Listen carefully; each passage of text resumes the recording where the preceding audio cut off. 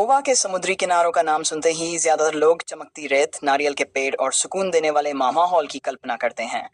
लेकिन गोवा का एक ऐसा किनारा भी है जिसके बारे में कहते हैं कि वहां रात के समय जाना खतरे से खाली नहीं है।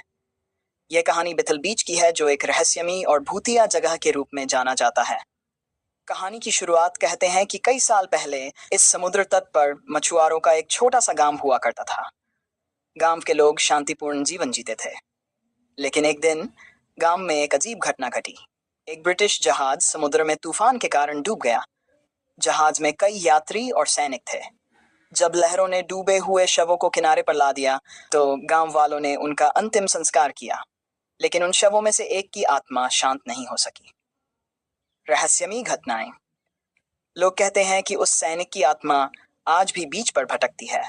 रात के समय जब लोग वहां जाते हैं तो अचानक ठंडी हवा चलने लगती है और समुद्र की लहरें असामान्य रूप से उग्र हो जाती हैं। कई लोगों ने वहां एक धुंधली परछाई देखी है जो कभी कभी समुद्र की ओर इशारा करती है। एक युवा पर्यटक की कहानी। कुछ साल पहले एक युवा पर्यटक ने इस कहानी को झूठ मानकर रात में बीच पर जाने का फैसला किया। उसने तट पर कुछ समय बिताया, लेकिन अचानक उसे किसी के चीखने की आवाज सुनाई दी। जब उसने चारों ओर देखा तो वहां कोई नहीं था। परछाइयों के बीच उसे एक आकृति दिखी जो उसके करीब आ रही थी।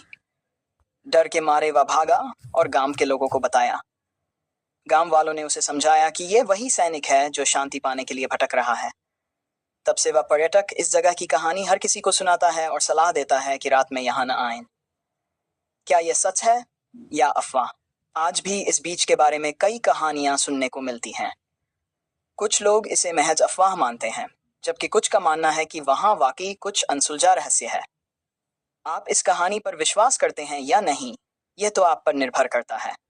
लेकिन अगर आप कभी गोवा जाएं तो रात के समय बेथल बीच पर जाना शायद आपके लिए एक रोमांचक अनुभव हो सकता है, या डरावना।